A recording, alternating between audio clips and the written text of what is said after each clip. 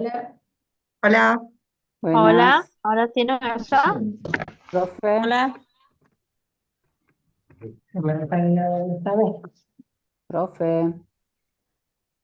¿A mí me están escuchando? Sí, Sí. Bueno, vamos a ir empezando y va a querer esto solucionarse sobre la marcha. Vamos al tema que hoy nos ocupa. ok. Ahí yo creo que se pueden escuchar ustedes. Un último esfuerzo. ¿Nos escucha? Sí, Ahí. ahora sí. Hola, Bien. Ahora profe. sí. Bien. Hola, profe. Buenas. Muy, muy fuerte, pero no importa. Ahí lo va. Buenísimo. ¿Ahí? Gracias, Ale. Sí, ahí. No sé qué conectaste, pero no me muevo. Bueno, gracias por su paciencia Nada, todo bien. y mil gracias. Ya estaba, no sé si me vieron, agarré cartera, abrigo de nuevo para subir un piso, pero bueno, era más complejo de lo que parecía, porque yo había instalado todo en esta máquina. Voy a molestar a Pau o a Belén para ser coanfitrión, por si entra alguien sobre la marcha de la clase. Las dos, por las dudas, las dos me ayudan. Bueno, Bueno, y la primera ética que nos ocupa es la ética del cuidado. Eh, yo les mencioné, no sé si en la clase previa o el sábado pasado en el presencial, esta ética en realidad nace de la mano de psicólogos, pero para poder entrar en ella, permítanme que yo les voy a leer una fábula de Higinio, para que lo ubiquen a Higinio. Higinio vivió durante el Imperio Romano y muere en el año 17 después de Cristo. Nace en el 64 antes de Cristo y muere en el año 17 y se denomina fábula del cuidado. De hecho, si ya han empezado a mirar los textos que les proponemos esta semana, algunos también lo toman. Pero es muy bonita, no peca de exceso que la volvamos a leer. Cierto día, Cuidado tomó un pedazo de barro y lo moldeó con la forma del ser humano. Apareció Júpiter y a pedido de Cuidado le insufló espíritu. Cuidado quiso darle un nombre, pero Júpiter se lo prohibió, pues quería ponerle nombre él mismo. Entonces comenzaron a discutir. En esas apareció la Tierra, alegando que el barro era parte de ella y que le correspondía a ella también elegir el nombre. La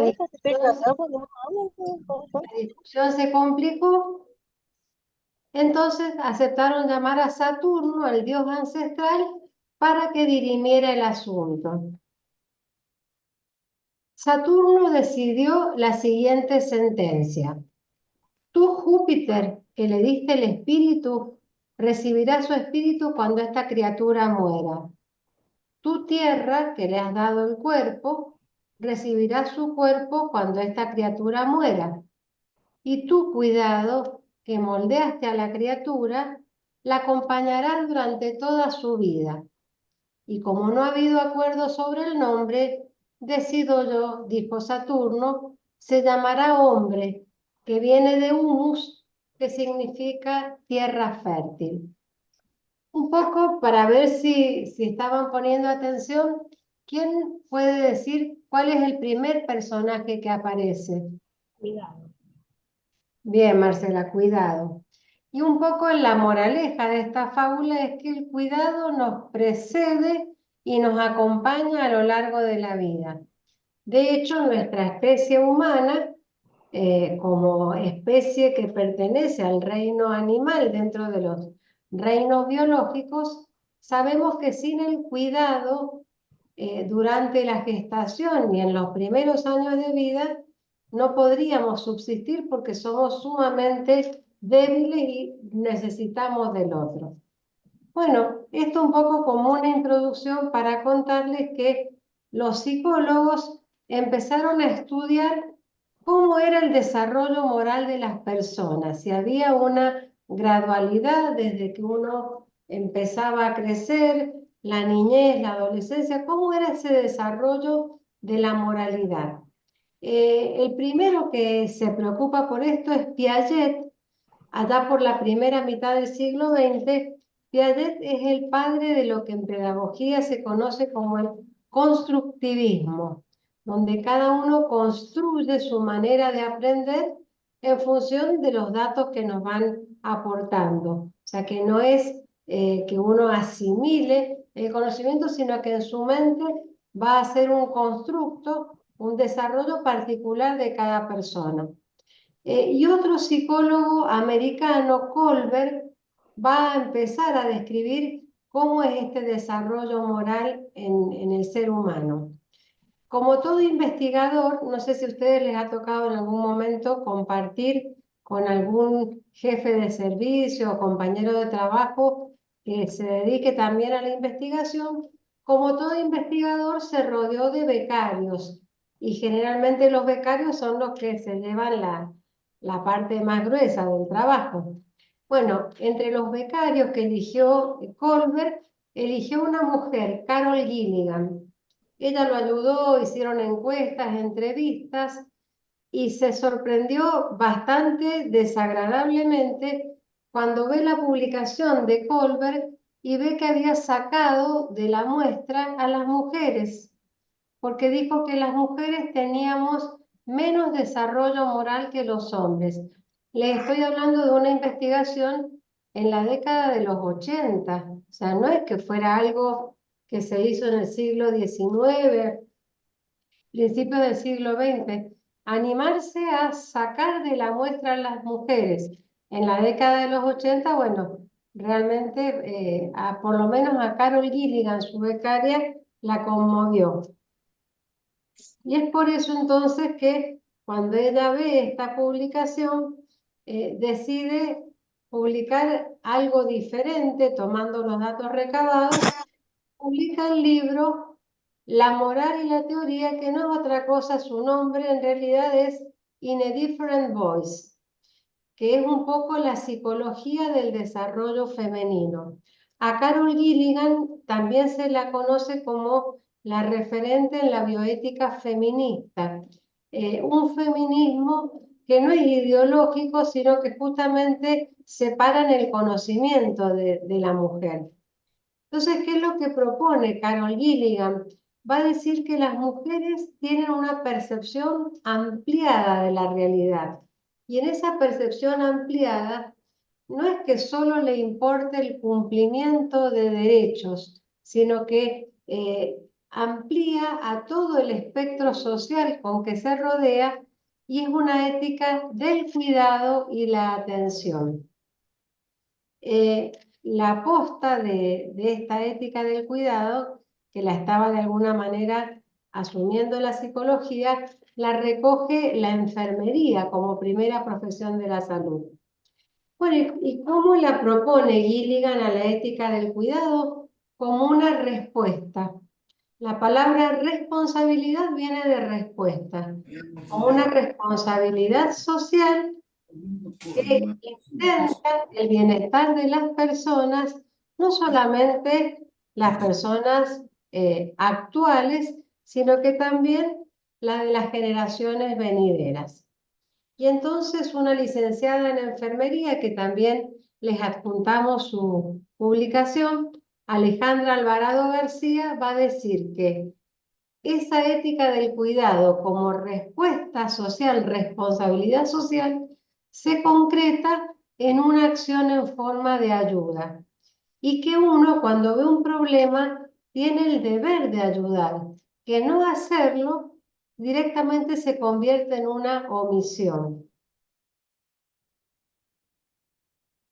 Entonces, la ética del cuidado, fíjense, si lo relacionamos con la clase anterior, vista como una respuesta, como una responsabilidad hacia los demás, termina siendo un acto moral. Si se acuerdan de la clase pasada, vimos que para que sea un acto moral, tiene que tener un objeto, que es la propia acción de cuidar, tiene que tener un fin, que es justamente ayudar al otro o resolver la problemática del otro, y tenía que tener circunstancias o motivos que nos muevan justamente a dar esta respuesta. Y la ética que proponía Colbert, esa ética de derechos y justicia, simplemente sigue una lógica, pero no se involucra con el problema del otro.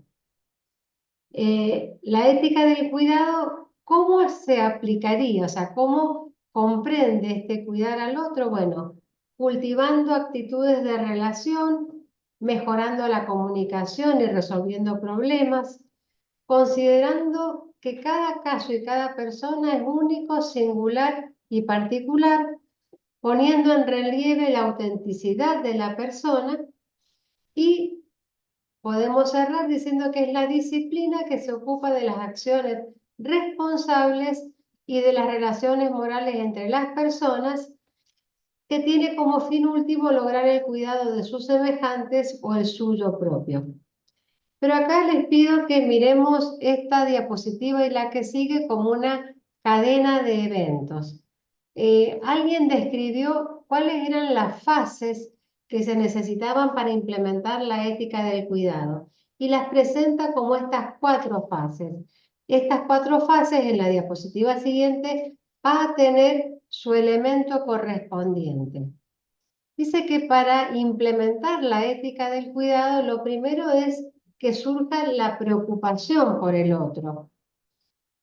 Preocuparse por otros, o sea, detectar el problema, cuidar a otros, después propiamente dar el cuidado, y como 4ª fase, recibir cuidado. Quiere decir que cuando damos cuidado, la persona cuidada nos lo devuelve como si fuera un boomerang, un feedback, ese recibir cuidado, para el cual nosotros tenemos que ser lo suficientemente abiertos para ser capaces justamente de receptarlo. Entonces, las fases: preocuparse por otros, cuidar a otros, dar cuidado y recibir cuidado. Fíjense cómo se vinculan con estos 4 elementos. Preocuparse por otros, la atención. Estar de alguna manera con la capacidad de darnos cuenta que el otro necesita de nuestra ayuda. Cuidar a los otros, la competencia. Esto, fíjense qué bonito, evita la indiferencia de hacer una tarea sin involucrarnos, como en piloto automático, sin humanizar ese acto de cuidar. El tercer elemento era cuidar al otro, propiamente dicho, la responsabilidad, la respuesta, cuidando, respetando la cultura del otro. Y por último, el recibir cuidado, eso que me devuelve la persona a quien cuido, la receptividad, es la respuesta que da la persona cuidada respecto del cuidado. Y acá hay un texto también propuesto esta semana para que ustedes lean. Son todos textos cortos, pero cuál más atractivo que el otro en relación a la ética del cuidado, que se llama El cuidado, el paradigma ético de la nueva civilización. Y comienza con una frase que no es del autor del texto. El autor del texto es el filósofo colombiano Bernardo Toro. Bernardo Toro fue decano de una de las facultades de la Universidad Javeriana en Bogotá. Ha estado en Mendoza un par de veces y bueno, ahí lo he escuchado mucho hablar de este paradigma de la nueva civilización. Y empieza su artículo diciendo: cuando amamos, cuidamos, y cuando cuidamos, amamos.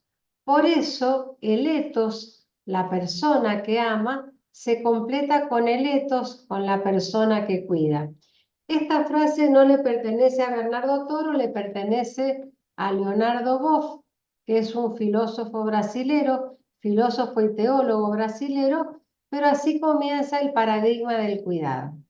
Yo les cuento que en el año 2022, también dando clase para ustedes, para los ciclos de salud, en esa época eran menos alumnos, entonces les dábamos el Zoom a todas las carreras juntas y las clases eran los días martes.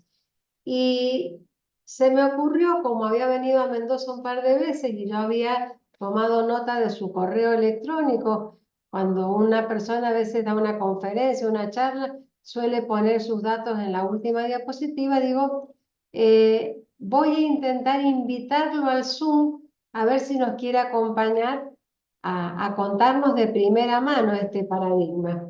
Y ustedes saben que aceptó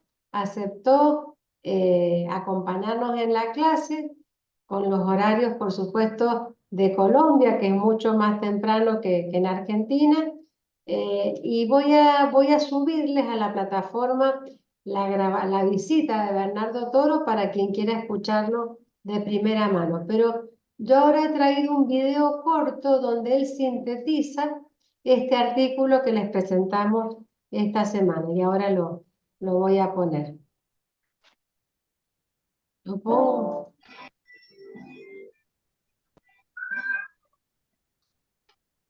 ¿Sabe qué bebe la comida?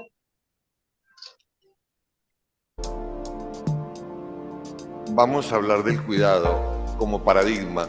Durante varios siglos, el paradigma del éxito, del poder, del ganar, del acumular, de ser importante, de vencer, ha sido el paradigma que ha orientado gran parte de nuestras decisiones personales, familiares, sociales y de los países y de las regiones. Ese paradigma nos ha traído a la siguiente situación. A un lado tenemos el riesgo de desaparecer como especie, el cambio climático. Y al otro lado tenemos la posibilidad de comunicarnos cada persona con cualquier otra persona, las comunicaciones de cuarta generación. La posibilidad de encontrarnos y reconocernos como especie. Esa es la paradoja. Por un lado podemos desaparecer, por otro lado podemos llegar a un estado superior de humanización. La pregunta es, ¿cómo resolver esa paradoja? No la podemos resolver con el mismo paradigma que nos trajo hasta acá, el del éxito. Tenemos que buscar un paradigma superior y la propuesta es que ese paradigma superior es el cuidado. El cuidado tiene 3 aprendizajes importantes: saber cuidar, saber hacer transacciones, ganar y saber conversar. El cuidado asume una doble función: previene daños futuros y repara y regenera los daños pasados. Ese es el valor del cuidado.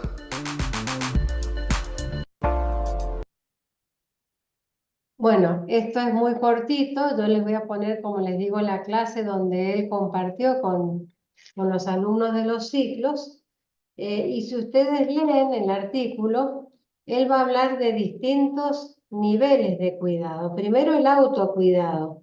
Si yo no me cuido a mí misma, mi salud física, mental, espiritual, emocional, no podría cuidar al otro. Luego, cuidar a los más cercanos.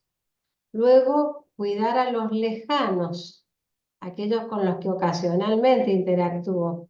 Luego, cuidar a los extraños o a los que nunca voy a conocer. Y uno diría, ¿cómo es esto? Bueno, se trata de cuando cuidamos los bienes públicos, cuando cuidamos un hospital, cuando cuidamos una plaza, una escuela, estamos cuidando a los extraños porque estamos cuidando para otros y para nosotros mismos. Y por último, el cuidado de nuestro planeta. Entonces, en relación a esto, otro filósofo, la ética está atravesada de filosofía, Edgar Morin, va a escribir un artículo que es una sola carita. Estamos en un Titanic. Ustedes pueden buscarlo en internet y bajar el PDF. Es una simple carita. Y todos sabemos la historia del Titanic y todos sabemos lo que le pasó al Titanic. Por lo tanto, si nos dicen estamos en un Titanic, es para preocuparnos. Y acaba de decir que o aprendemos a cuidar a nuestro planeta o nuestra seguridad vital puede estar comprometida. Pero sumado a esto, acá les traigo un artículo, que está escrito con una tipografía más antigua, es de abril de 1997. ¿Quiénes lo escriben? La Unión de Científicos Preocupados. Es una advertencia a la comunidad científica, de la comunidad científica mundial a la humanidad. Y van a decir en este solo párrafo que están preocupados porque ven que si no hay un cambio de hábitos en la forma de vida, bueno, nuestro planeta corre riesgos. Como no fueron escuchados, a los 20 años de este artículo, publican otro artículo en la revista Bioscience en el 2017. Y ese artículo se resume en esta gráfica que vemos acá. Esta gráfica son 9 cuadros, 9 tablas, donde en la primera nos sacamos un 10 y felicitados, pero en las otras 8 nos aplazan. Está con letra muy chiquita, pero les cuento un poquito de qué se trata. La primera son las emisiones que destruyen la capa de ozono. Fíjense que no hemos vuelto a escuchar el riesgo de aumentar el tamaño del agujero de ozono, por ejemplo, que está sobre la Antártida. No, porque afortunadamente se está achicando, prácticamente está desapareciendo, ya no es un riesgo, por lo menos hoy por hoy. Pero en las otras, en estas en que nos va mal, fíjense, recursos de agua dulce vienen en picada. La pesca, que iba muy bien, está cada vez siendo más poco eficiente. Las zonas muertas o zonas sin bosques van en aumento. La superficie forestada va en decreción. La abundancia de especies vertebradas como fuente de proteína va en decreción. Las emisiones de la capa de ozono van en aumento. La temperatura va en aumento, mientras que la población mundial también va creciendo. Es decir, que el escenario es complejo. Y entonces ellos describieron lo que se conoce como huella ecológica mundial. ¿Qué es la huella ecológica mundial?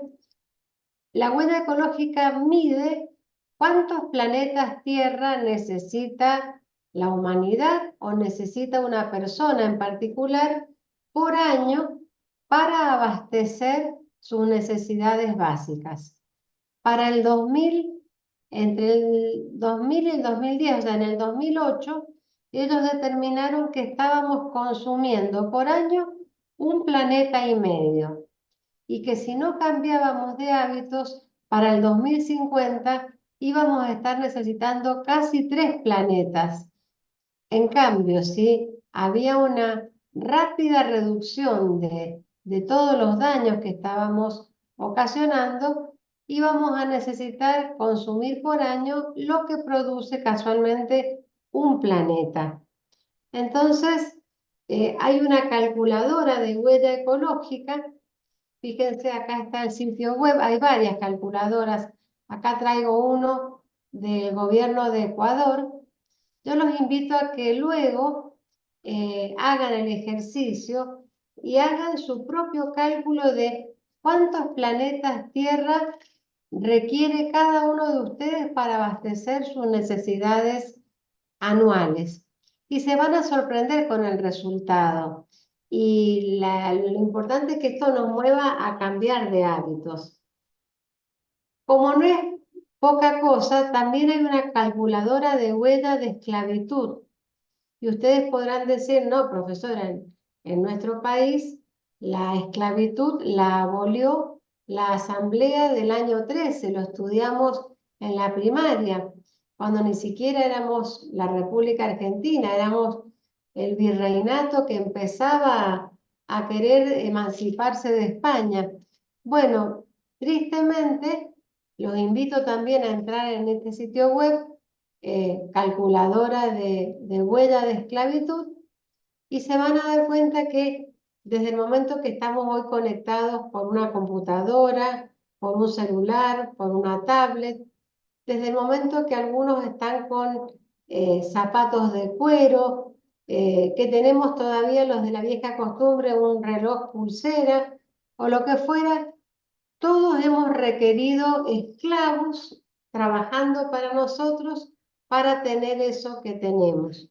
Entonces, quedan pendientes que calculen su huella ecológica y que calculen la huella de esclavitud. Y para ir cerrando estas malas noticias, por así decir, pero en realidad el espíritu de esta parte de la clase es contar, bueno, por qué es necesario ese cambio de paradigma hacia el cuidado. Sabemos que 9 de cada 10 personas en todo el mundo respiramos aire contaminado. Y si se acuerdan, yo acá traigo esta captura de los primeros días del aislamiento a nivel mundial. Por el aislamiento bajó la contaminación en las grandes ciudades del país. Bueno, y para cerrar, el índice de desarrollo humano, en el año 2019, o sea, hace solo 5 años atrás, la Argentina tenía un índice de desarrollo muy alto en comparación con los países de América Latina. Estábamos ligeramente por debajo de Chile, pero por encima de Uruguay, Panamá, Costa Rica, Brasil. Bueno, tendríamos que ver cuál es el dato para el 2024, pero el índice de desarrollo humano se compone con la expectativa de vida al nacer, la esperanza de vida al nacer, la cantidad de años de escolarización que tienen los habitantes y el ingreso bruto per cápita nacional. Y esta parte de la ética del cuidado, entonces la cierro con frases que impactan un poco de los textos que les hemos propuesto. Hay que saber cuidar, hay que cuidar bien y sobre todo cuidar de lo que es justo y correcto cuidar. Otra frase va a decir, el cuidado sin respeto de uno mismo se convierte en sacrificio y abnegación. Sin respeto del otro, el cuidado se puede convertir en ahogamiento. La ética del cuidado está en relación con la importancia de potenciar vínculos personales sanos, desarrollar la empatía, la preocupación por el otro y la indignación frente a la crueldad. Bueno, acá quiero aclararles qué esperamos como actividad que hagan ustedes esta semana en la plataforma respecto de la ética del cuidado, porque les hemos puesto 2 actividades distintas. Una relacionada con la ética del cuidado, la otra relacionada con ética profesional. En ética del cuidado hemos planteado un foro, pero un foro distinto a los que venimos haciendo. Acá no va a haber una pregunta disparadora para que ustedes vayan encadenando sus respuestas, sino que los invitamos a elegir una frase. Van a empezar a leer la bibliografía que hemos propuesto de ética del cuidado. Esa bibliografía no necesariamente no entra en la segunda evaluación, pero está allí justamente como una respuesta a de alguna manera, continuar profundizando el tema, y apenas encuentren una frase que les impacte, la copian y la llevan al foro, sin olvidar de citar quién es el autor de esa frase. La única precaución que van a tener que tener, miren que ustedes son muchos en el aula, es que la frase no la haya puesto ya otro compañero. Entonces, por eso los invito a que esa actividad la hagan cuanto antes, porque si bien el tema se abrió en la plataforma el día domingo, podría pasar que recién se pongan a hacer las tareas el fin de semana que viene y cada vez que quieran poner una frase, tengan que leer las anteriores y descubran que ya la eligió otro. Entonces, esa sería la actividad en vinculación con la ética del cuidado. Y cierro un poco el tema con un video de Leonardo Boff, que dijo, cuando cuidamos, amamos, y cuando amamos, cuidamos, como empezaba su texto Bernardo Toro, donde dice cuáles son las 5 amenazas actuales al planeta Tierra. En primer lugar, la forma en que vivimos, el estilo de vida del mundo contemporáneo. la acumulación de armas letales, a la cabeza las armas nucleares, pero no menos peligrosas las armas biológicas, la escasez del agua potable, el calentamiento global y por último el supercalentamiento de la Tierra que pone en riesgo la existencia de la especie humana. Entonces, en esta primera parte de la ética del cuidado, ¿alguien quiere hacer una pregunta? ¿Alguien tiene algún aporte para hacer? ¿Han leído ya algo del material?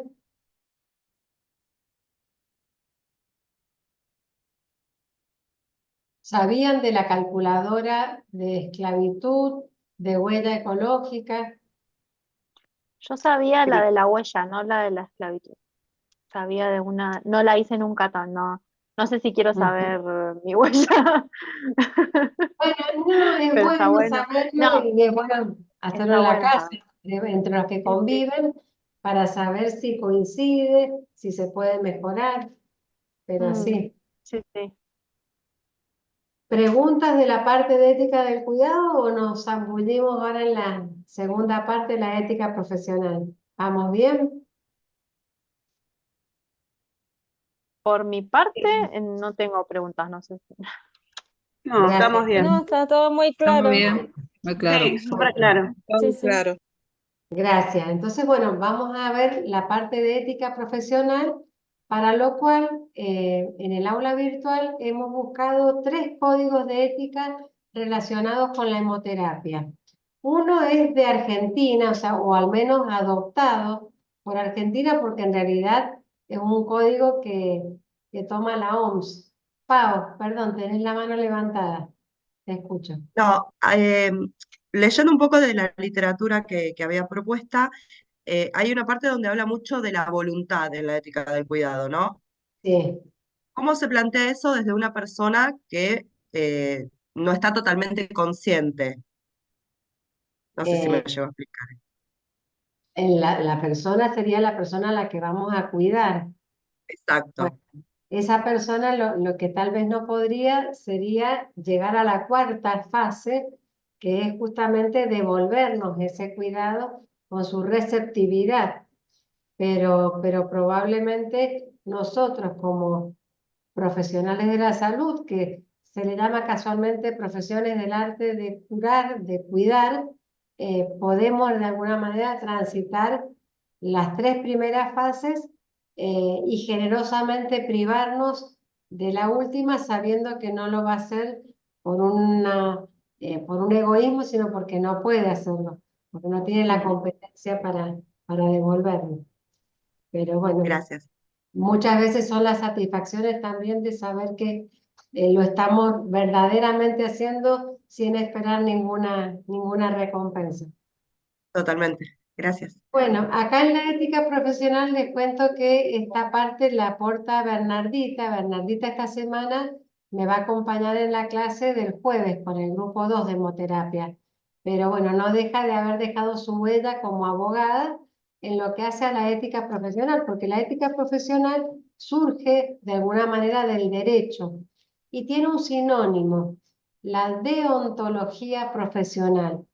Ustedes tienen que haber escuchado hablar, por ejemplo, de los consejos deontológicos. Los consejos deontológicos los tienen casi todas las profesiones, no solo las de la salud, y es a donde uno va a llevar la queja, la denuncia, el reclamo, cuando otro colega está transgrediendo la ética. Entonces, aparece de alguna manera esa figura de la deontología como para elaborar las conductas que nos guíen como buenos profesionales. El término deontología surge en Inglaterra, Bentham lo va a usar por primera vez y él también le llama a la deontología teoría del deber. Dice rama de la ética cuyo objeto de estudio son los fundamentos del deber y las normas morales. Este es el PowerPoint que yo reemplacé ayer en la plataforma porque el que estaba no tenía todo este aporte de Bernardita. Entonces, cuando uno se aparta de ese acuerdo, de ese código de convivencia que es el código de ética, estaría justamente ante un comportamiento no ético o falto de ética. Los códigos deontológicos los suelen elaborar, por ejemplo, la Asociación Argentina de Medicina, la Asociación Bioquímica, la Confederación Farmacéutica. Los suelen elaborar las propias profesiones y en algunas provincias tienen su propio consejo deontológico dentro del Ministerio de Salud o de la repartición de salud. Pero acuérdense que como somos federal en salud, cada provincia lo va a estipular de manera diferente. Acá he buscado una serie de códigos, el que más les interesa a ustedes, porque fíjense, el primero es el de la Asociación Médica Argentina, que toma un montón de profesiones de la salud, no nombra en este caso a la hemoterapia, pero es el que recoge la Sociedad Argentina de Patología y es el que le corresponde a anatomía patológica. Luego, para ustedes, el Código de Ética para la Transfusión y Donación de Sangre de la Sociedad Internacional de Transfusión Sanguínea. Hay otro código de la Asociación Argentina de Instrumentadores que lo que nos llamó la atención que menciona el propio sitio web de la Asociación de Instrumentadores que está hecho por alumnas, o sea, alumnas de la Tecnicatura en Instrumentación hicieron el código que hoy está vigente para nuestro país. Está el código de ética del anestesista y el del técnico en radiología de la Sociedad Argentina de Radioprotección. Ella fue buscando que estuvieran representadas las 5 carreras. Bueno, pero ¿para qué existe? ¿Por qué importa la ética profesional? ¿Cuáles son sus objetivos? Bueno, el primer objetivo es que se fortalezca en cada profesional la conciencia de lo que vale su profesión para uno mismo, para el gremio y para la sociedad en general. Y acá entonces me permito aclarar la definición de gremio, porque es una palabra que a veces la hemos tironeado tanto que la hemos desacreditado. Pero gremio, como etimológicamente, es conjunto de personas que tienen el mismo oficio y profesión. Así que, en realidad, el valor de la profesión nos debe importar, en primer lugar, para ser buenos profesionales cada uno, para nuestros colegas y para cómo va a ser vista esa profesión por la sociedad en general. Esto lleva al segundo objetivo, que es preservar el prestigio de la profesión. Y por último, contribuir al bien común. Esos son los 3 grandes objetivos de la ética profesional. Y aparte de la ética profesional, específicamente para la salud, existe lo que se llama la ética médica. Y la ética médica arranca con Hipócrates. ¿Se acuerdan que en la primera semana una de las preguntas del cuestionario les presentaba el juramento hipocrático? O sea, 5 siglos antes de Cristo ya aparece de alguna manera la figura de la ética médica. Y hoy sabemos que los problemas que planteaba allá Hipócrates subsisten porque los valores son los mismos, el respeto por el paciente, el pedir ese permiso, su consentimiento y guardar confidencialidad o secreto profesional sobre lo que sepamos de él o lo que nos cuente. Hay una declaración llamada Declaración de Ginebra que surge de la Asociación Médica Mundial. Nosotros ya hemos visto un documento de la Asociación Médica Mundial, si se acuerdan del año 1964, que fue la Declaración de Helsinki. La Declaración de Helsinki sobre la ética en la investigación, que la vamos a volver a ver la clase que viene. Bueno, la Asociación Médica Mundial se reúne periódicamente y ha emitido muchas declaraciones. Vamos a ver, esta Declaración de Ginebra data de 1948, el mismo año que se promulga la Declaración de Derechos Humanos de parte de las Naciones Unidas. En el 64 la de Helsinki y en el 83 en Lisboa, Declaración Universal de Derechos del Paciente. Fíjense toda la historia que tuvo que transcurrir para que la humanidad plasmara en un documento los derechos del paciente. Por eso es que las leyes de derechos del paciente surgen en los países en el siglo XXI prácticamente, o a fines del siglo XX, porque arrancan de esa Declaración de Lisboa de 1983. Bueno, acá hay una, no la voy a leer, lo dejo así en el aula. La Declaración de Ginebra no es otra cosa que el juramento hipocrático actualizado, o sea, con un lenguaje moderno, pero sigue teniendo las mismas premisas que se planteaba Hipócrates. Ahora, a nivel de nuestro país, ¿dónde encontramos normas para proceder éticamente en las carreras de la salud? Bueno, por un lado está lo que se llama la legislación positiva, las leyes positivas. Nuestro Código Civil y Comercial de la Nación, que fue reformulado en el año 2015, tiene 2 artículos que se dedican a la ética en salud. El 58, que lo vamos a ver la clase que viene, que va a decir qué se necesita para que un experimento o una investigación en salud cumpla con los requisitos éticos. Y el 59, también lo vamos a ver la clase que viene, va a hablar sobre el consentimiento informado, qué debe contener y cuándo se exceptúa de tomarle al paciente el consentimiento informado.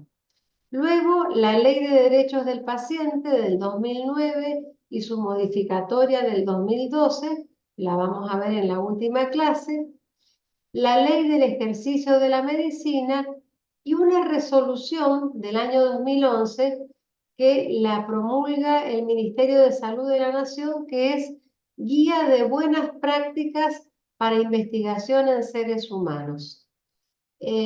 Afortunadamente, todo esto que rige la buena práctica en investigación, existe la obligación hoy en día de registrarlo.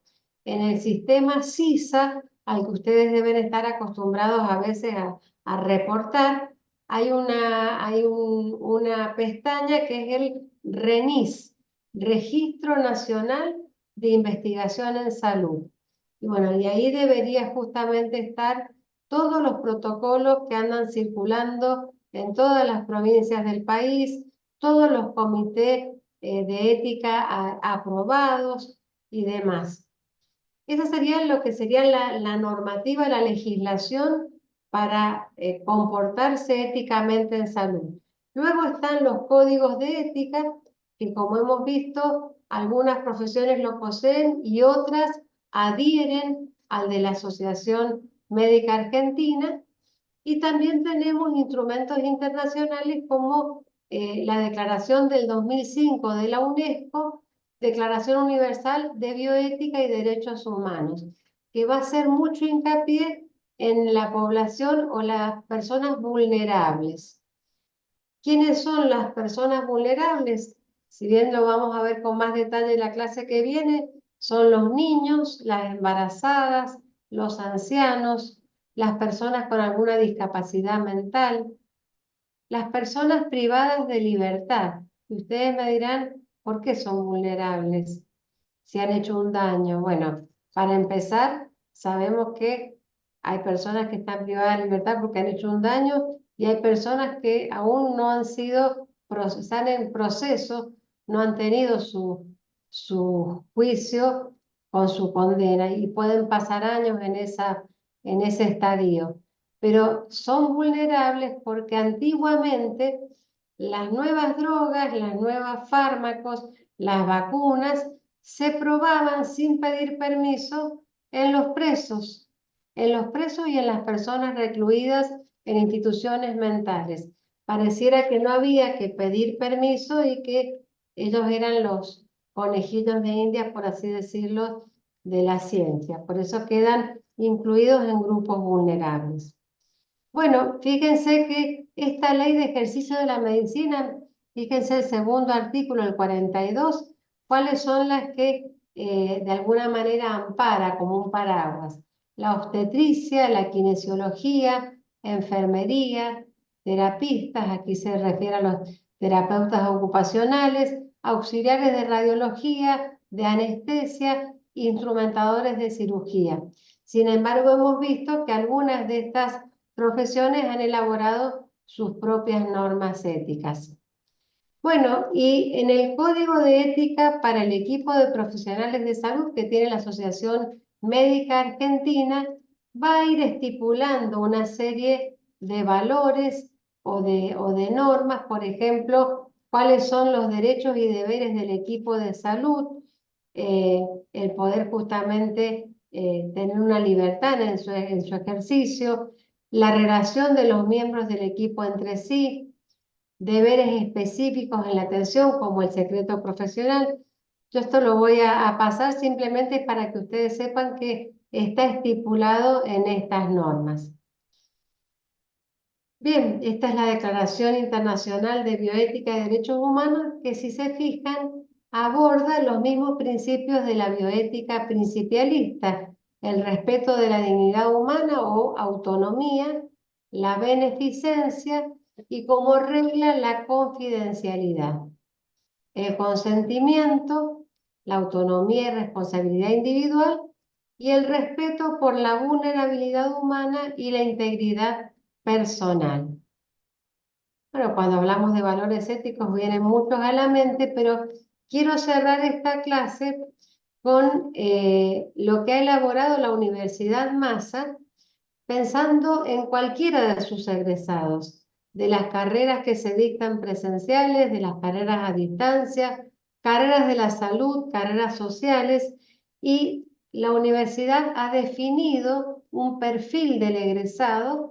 Ustedes van a ser en un año y medio a esta parte egresados de la universidad, y que se sustente en el respeto por la vida y la dignidad y los derechos del ser humano. Entonces, este perfil del egresado, si ustedes se meten en la página web de la universidad, que no es ni la plataforma ni por donde ustedes pagan la cuota, sino que lo pongo acá en el chat, la página web general www.umasa.edu.ar, van a encontrar el programa de egresados. Entonces dice, ¿qué espera la universidad de quienes atraviesan una parte de su vida y egresan de ellas?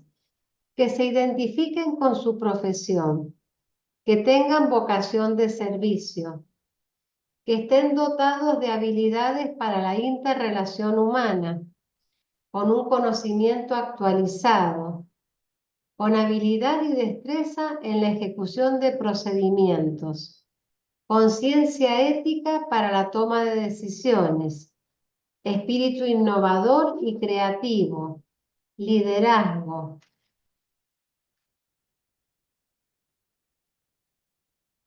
A ver, y había una placa más, pero bueno, que ahí habla un poquito del compromiso con la ética y la bioética. Bueno, el marco de referencia para la ética profesional son las leyes nacionales del ejercicio profesional.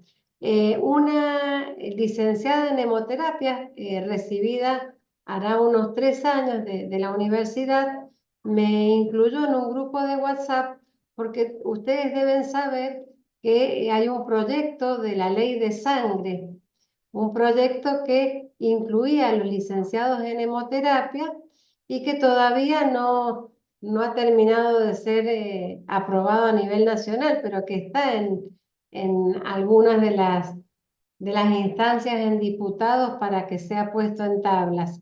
Entonces ustedes en el corto plazo van a tener su propia ley nacional de ejercicio profesional. Otras profesiones tienen leyes nacionales y leyes provinciales, y el código de ética. El que hemos privilegiado esta semana en la plataforma es el código de ética para la donación y transfusión de sangre, que es el que adopta la OMS. Pero además les hemos agregado 2 documentos más. La tarea que tienen que hacer en relación a la ética profesional es responder un cuestionario cortito, son 3 preguntas, de nuevo con esta navegación así secuencial para que se vayan acostumbrando en vías al segundo parcial. pero no es una semana que les demande mucho más que leer un poco los artículos de ética del cuidado y tener en cuenta los códigos de ética para resolver el cuestionario. Así que voy a dejar de compartir y escucho si ha surgido alguna pregunta, alguna duda.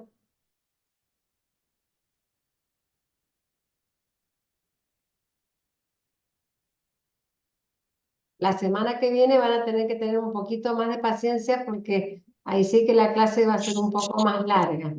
Sabri, ¿querés preguntar algo? Te escuchamos. Tenés que activar tu micrófono. Hola, Ahí, profe, buenas tardes. buenas tardes. Sí, le quería preguntar una cosita. Usted sabe que cuando yo me voy a la parte de, de las notas, digamos, de su Sí, materia, me sale como que no hice el cuestionario, me sale como que no hice algunos foros, como que no hice el glosario, la nube, que no, como que no participé, no sé si eso después lo a ver. suben o... A ver, déjame, estoy entrando a la plataforma, te voy a buscar a vos en particular Ujú, en las calificaciones. sí. Puede ser que algunas cosas con Bernardita todavía no hayamos pasado leyendo por ese foro o por esa Ujú. actividad y por eso no está calificada, pero acá estoy viendo, Sabri Sengel. Sí, sabría Cuestionario sí. del tema uno está, cuestionario de bioética al inicio de la vida también, el de aborto también. Hay 2 foros ya calificados, pero puede ser que todavía no hayamos pasado por el glosario o por el otro foro. Pero en realidad no es que no lo hayas hecho, sino que nosotros, sé que Ah, está todo corregido hasta lo que era antes del primer parcial. Las ujú. actividades del módulo 3 que empezaron la semana pasada, que una de ellas, ¿te acuerdas que era el glosario y el Sí, sí, foro? eso lo hice. Puede ser que no todavía estemos revisándolas. Así que Ah, bien, apenas la califiquemos, vas a tener vos en tu bien. plataforma el participó. Ujú. Muchas gracias. Tenía esa duda porque No, no sabía si estaba haciendo bien, si se estaban subiendo las no, cosas. tranquila, porque pensá que todo lo otro, como te decía, lo fui revisando y está todo. Bien. Y Me pasa lo mismo, por eso le escribí Félix. Sí, inclusive les cuento a pedido de algunos, toda la primera parte, la de bioética, está abierta hasta el 31 de mayo. O sea que si a alguien se le pasó un foro, se le pasó un cuestionario, todavía está a tiempo de completarlo. Andrea, ahí has levantado la mano. Hola, buenas noches. Buenas noches. Bueno, no, mi pequeño aporte con respecto a la clase de hoy quizá es un pequeño granito o tiene muy poquito de sentido. Eh, bueno, con respecto al cuidado del ambiente, en mí está, y ya hace un par de años, el hecho de reciclar, por ejemplo, y lo tengo grabado a fuego y ya se ha tornado tipo una obsesión, ¿no? Es como que primero cuesta, pero después uno le toma la mano y realmente cualquier cosa que uno ve, hasta cuando uno va a cenar afuera, no sé, me llevo hasta las tapitas de las gaseosas que tomamos, no sé. Quizás un pequeño granito de arroz disperso en muchísimos kilómetros, pero bueno, pero quizá un poquito acá, un poquito en otro lado y un poquito en otro lado, Por quizá supuesto. colabore en algo. Eso, Además que en tu trabajo, los que vean que lo haces en tu casa, no sé si convivís con hijos, familia, lo que sea, estás haciendo con el ejemplo más docencia que si estuvieras hablándoles del tema. lo hago en el servicio, entonces tengo acostumbrados a mis compañeros, tenemos un tachito Entonces le pido que por favor me guarden todas las tapitas de gaseosa, que la verdad que se toman un montón. Y Ujú. bueno, parece muy poco, pero bueno, pero no sé, considero que ayuda un poco. Seguro y seguro que cuando hagas tu calculadora de huella ecológica no vas a preocuparte tanto con la cantidad de planetas que necesitas para abastecer tus necesidades. Ojalá suceda. Y ojalá y ojalá que esto se pudiera replicar mucho más allá de lo que uno puede hacer desde su ámbito, ¿no? Eso también estaría bueno. Y volviendo al módulo anterior, digamos, a la semana pasada, Sí. la verdad yo desconocía a la señora Adela Cortina, la verdad que la descubrí acá. Me movilizó mucho la semana pasada el módulo en cuanto a si somos seres reciprocadores y, y la porofobia, la verdad que me mató. Me dejó pensando, hasta incluso ayer lo hablé con uno de mis compañeros, que es psicólogo, eh, y bueno, y él me preguntaba, pero ¿desde qué punto vos haces lo que haces? ¿Y por qué lo haces? ¿Y por qué no lo harías? Y yo le pregunto, ¿y por qué no haría tal o cual cosa si yo considero que esto está bien o estoy ayudando a otro? Bueno, entonces fueron un montón de disparadores que la verdad que me movilizaron un montón. Y hablando de la pobreza, ¿no? Pero de la pobreza, ¿de qué pobreza estamos hablando? ¿De la pobreza económica? Porque el ser humano no es solamente, no lo medimos a través del dinero, o por lo menos es lo que a mí me dejó pensando toda esta semana. Hay pobreza espiritual y mucha. Entonces digo, de una persona, uno que ¿qué necesita? Solamente uno lo mira desde qué te puedo sacar económicamente, o una persona tiene mucho más para ofrecer, porque incluso un pobre puede ofrecer un montón de cosas que un rico no lo da. Y a lo mejor una persona no necesita que le devuelvan un dinero. Una persona necesita que alguien se siente al lado tuyo y solamente respete tu silencio. Y eso es una compañía. Entonces, eh, vuelvo, leí todo, pero bueno, me encontré en esa disyuntiva si era solamente pensar al humano o, o a la parte económica o si lo pensamos al humano en su totalidad, como persona que puede dar mucho más allá de algo económico. Uno puede dar una palabra y considero que también está ayudando. Y uno puede escuchar. A veces la avidez del otro es la avidez de la escucha de parte nuestra y a lo mejor eso es lo que podemos dar. Gracias, Andrea. La verdad que eh, esa aporofobia, fíjate que decía, rechazo al pobre, aquel al que no tiene nada para darme. Y como vos bien decís, no siempre es algo material. Y acá, no me pregunten por qué, pero les abro mi corazón. Eh, Pueden encontrar que lo que les cuente les parezca bien o mal. También lo respeto. Pero yo les cuento que en el año 2011, 18 de agosto del 2011, lo tengo como un hito en mi larga vida respecto de la de ustedes. Pisé por primera vez una cárcel de mujeres. Yo soy voluntaria desde el 2011 a la fecha y yo digo que es un regalo en mi vida, porque las mujeres, cuando estamos en rueda de mujeres y si hay un mate de por medio, mejor, a los 10 minutos nos olvidamos qué hacemos, vamos a charlar de cómo se hace tal comida, qué bonito eso que tenés tejido, cómo lo haces. Cómo son tus niños, cómo se llaman. Nosotros nunca preguntamos por qué están ahí ni nos interesa.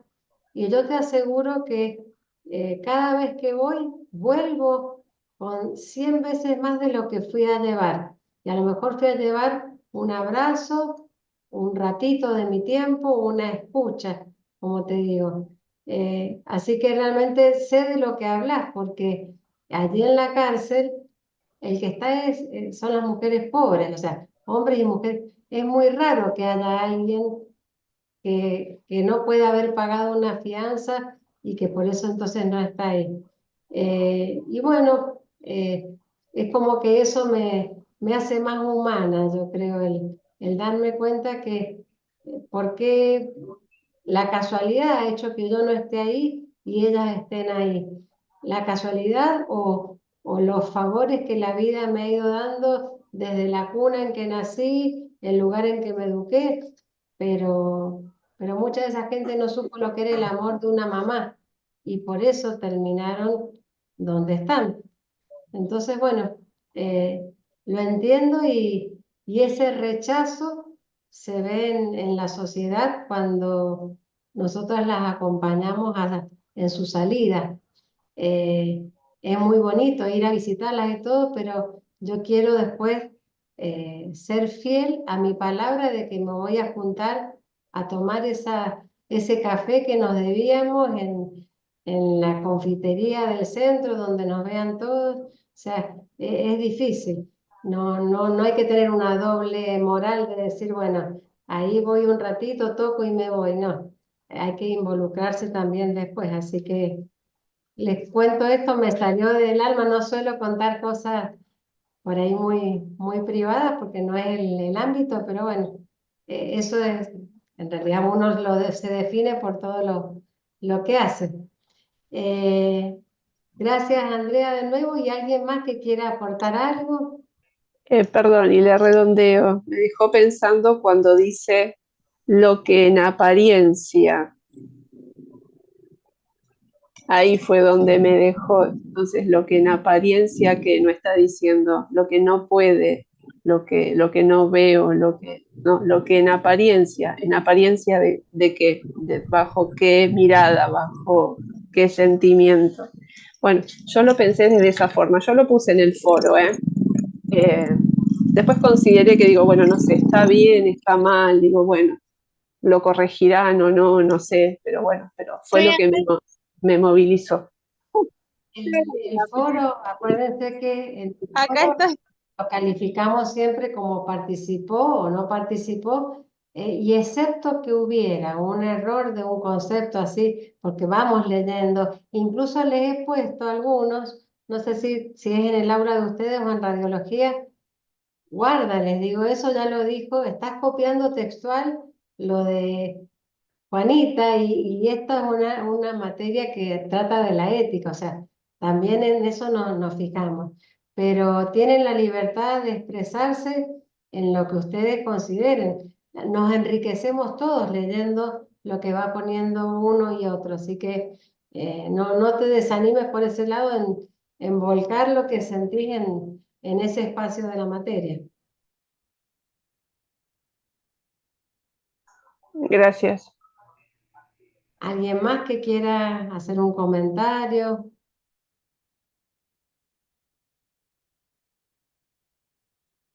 ¿Sabri? Disculpe, usted hace rato dijo que podíamos subir los foros que no habíamos subido todavía. Sí, los abrí todos hasta el 31 de mayo. Ah, buenísimo. Sí, porque a mí me faltó uno que se me pasó, porque bueno, estábamos rindiendo todo ¿los foros duran de una semana a otra? Esa era otra Eh, pregunta. no, nosotros le damos un poquito más de tiempo que en las otras materias, pero igualmente habíamos cerrado todo el día antes del parcial. A las Ujú. 23:59 del 9 de mayo se cerró todo. Por eso, pasado el parcial, los volvimos a abrir. Ah, En bueno, realidad, acuérdense que muchísimas gracias. para promocionar, con que tengan el 80% de las actividades, les alcanza. Pero en realidad, a uno sí puede y le gusta haber completado todo. Así que ese también es el Sí. sentido de abrirlo. Bueno, muchas gracias. Claudia, Claudia o Mariana, no sé Hol- cómo. Hola, sí, profe.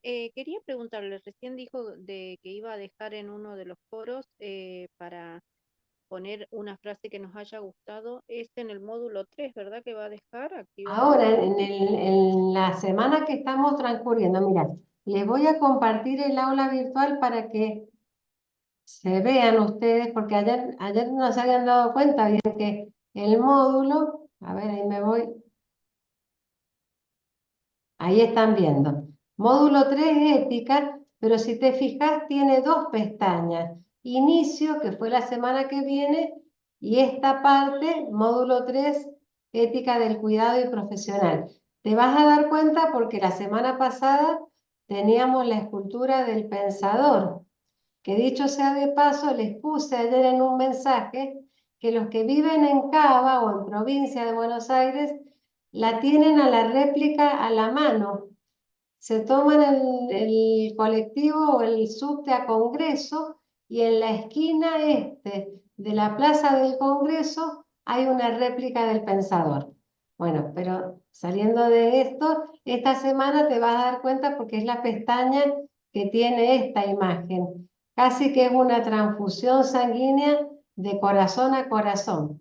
Es una obra de arte. Me gusta de alguna manera empezar los temas con algo vinculado al arte. Acá si miras, dice, foro de intercambio, aprendizaje colaborativo para ética del cuidado y cuestionario de autoaprendizaje sobre ética profesional. Ahí estarían las dos actividades de esta semana. Bien, profe, ¿qué tal? Buenas noches. Dale. Para buscar la palabra, usted nos estaba diciendo, eso lo tenemos que hacer en ética del cuidado, ¿verdad? La frase, la La palabra frase, era la semana pasada en el la semana glosario. pasada, claro, la frase, Ah, la buscamos en ética del acá. cuidado. Muchas Claro, gracias. ¿dónde la buscas? La buscas en toda esta carpetita donde dice sendero bibliográfico, dice bibliografía para la reflexión y discusión. Y hay 4 artículos: la ética del cuidado humano, la ética en el arte de cuidar y el cuidado, el paradigma ético de la nueva civilización. En cualquiera de esos 4 textos vas leyendo, cuando te conmueva, te pegue una frase, la copias y la llevas al foro, siempre que ya no la haya puesto otro compañero. Y siempre acordándose de citar quién es el autor. Bien, profe, muchísimas gracias, muy amable, gracias. Ahora sí entendí la consigna, Bueno, gracias. no, por nada. Bueno, nos vemos el martes que viene con ética en la investigación. Ya va a ser nuestra penúltima clase. Y como les digo, armados con un poquito más de paciencia porque es un tema más largo. Vamos a hablar de cómo surgió la ética de la investigación. Vamos a hablar de la normativa internacional y argentina. Y le vamos a dar un espacio importante a los comités de bioética y de ética, los vamos a diferenciar, y al consentimiento informado. Ese sería un poco el anticipo de qué trata la semana que viene. Así que como siempre, un Muchas gusto gracias, profe. Gracias, buenas noches. partido y Bien, nos vemos el martes próximo.